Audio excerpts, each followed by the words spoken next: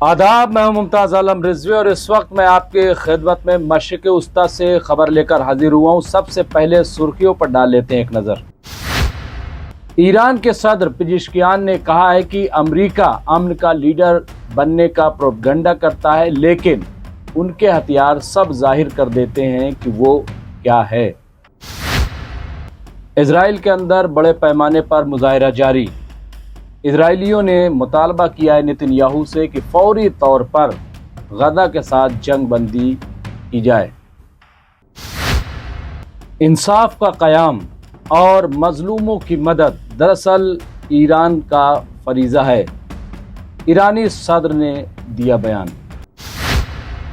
एक बार फिर फ्रांस के नए पोप लियो का बयान आया है और उन्होंने कहा कि भूख की वजह से गजा में बच्चे, औरतें और बुजुर्ग मारे गए, अफसोसनाक। बरतानिया में 5 लाख लोगों ने फिलिस्तीन की हिमायत में ज़बरदस्त एहतजाजी मुजाहिरा किया, लेकिन नतीजा सिफर। न्यूक्लियर पावर के मामले में एक बार फिर अमेरिका ने ईरान को धमकी दी है और उन्होंने ईरान को याद दिलाया है कि इसकी रेड लाइन क्या है। यूरोपीय यूनियन के कमिश्नर ने भी आवाज़ उठाई। उन्होंने कहा कि जो कुछ गाज़ा में हो रहा है फौरी तौर पर बंद कर देना चाहिए, अब ये हद से ज़्यादा है। अक़वाम मुत्तहिदा के सरबराह ने दावा किया है कि इजरायली हमले में अब तक 300 अक़वाम मुत्तहिदा के कारकुन हलाक हुए हैं। बरतानिया के बाद इटली में भी बड़े पैमाने पर गजा की हिमायत में मुजाहिरे किए गए।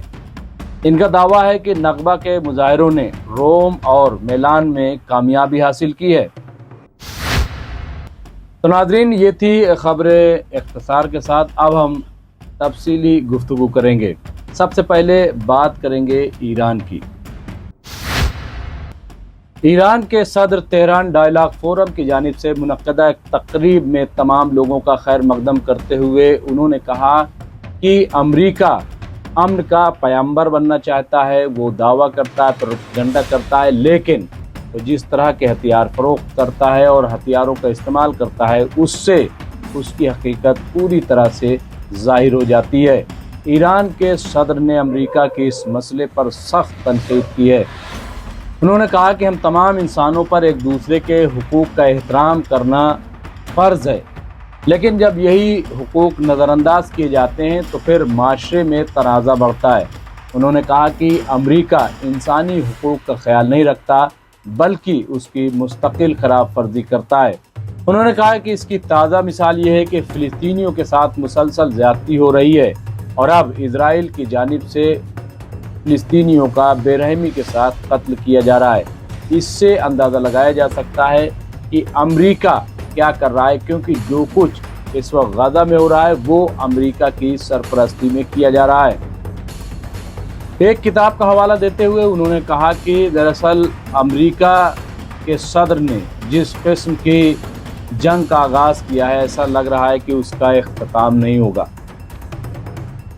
कहा कि ये अमेरिका इसलिए कर रहा है ताकि वो पूरी दुनिया पे हुक्मरानी कर सकें और पूरी मईशत जो है वो उनके मातहत हो जाए। नाज़रीन, आइए दूसरी खबर का जायज़ा लेते हैं कि उसमें क्या कहा गया। ये इजराइल के अंदर वज़ीर आज़म नेतन्याहू के ख़िलाफ़ एहतजाजी मुजाहिरे में शिद्दत आ रही है। जिनके लोग कैद में हैं या बंधक बनाए गए हैं, उनके अहले खाना ने, उनकी अंजुमन ने आज फिर एक बार ज़बरदस्त एहतजाजी मुजाहिरा किया और नेतन्याहू से मुतालबा किया कि फौरी तौर पर जंग बंदी की जाए। मुजाहिरीन ने कहा कि दरअसल नेतन्याहू एक इंतहा पसंद अक़लियत के लिए काम कर रहे हैं। उन्होंने ये भी कहा कि नेतन्याहू अपने मफाद और अपने सियासी फ़ायदे के लिए इस जंग को, इस हमले को तूल दे रहे हैं, लेकिन ये ठीक नहीं है। अब फौरी तौर पर जंग बंद कर देनी चाहिए। उन्होंने कहा कि हम अमरीकी सदर डोनाल्ड ट्रंप से मुतालबा कर रहे हैं कि वो फौरी तौर पर नेतन्याहू को हिदायत दें कि ये जंग रोकी जाए और इसकी एक डेडलाइन तय की जाए, वरना ये कत्ल व गारतगरी इसी तरह जारी रहेगी।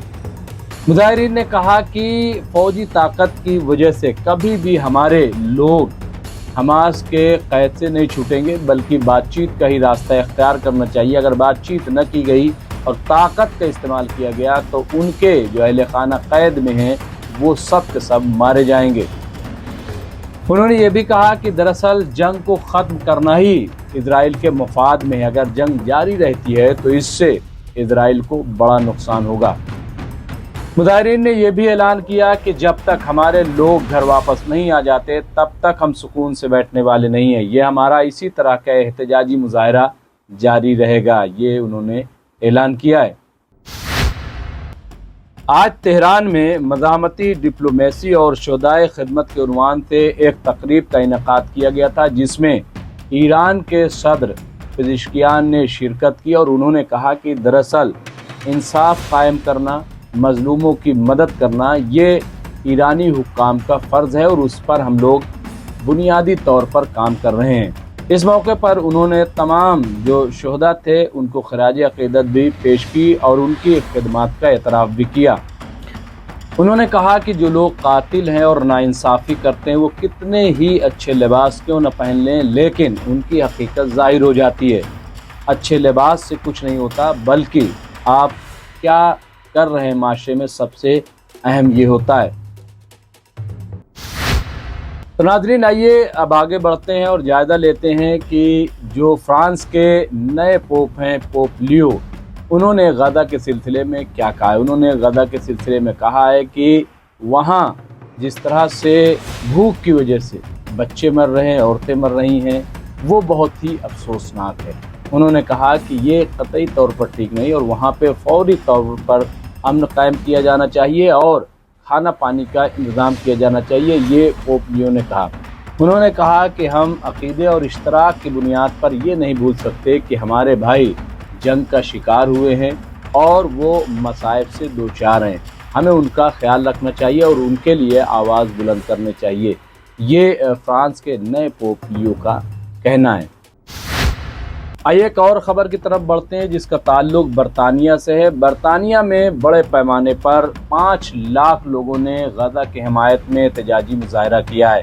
یہ تاریخ ساز مظاہرہ ہے، لیکن اب یہ سوال اٹھایا جا رہا ہے، اس کا تجزیہ کیا جا رہا ہے کہ آخر یہ اتنا بڑا جو مظاہرہ ہوا ہے اس کا فائدہ کیا ہے؟ کیا اس کا اثر اسرائیل پر پڑا؟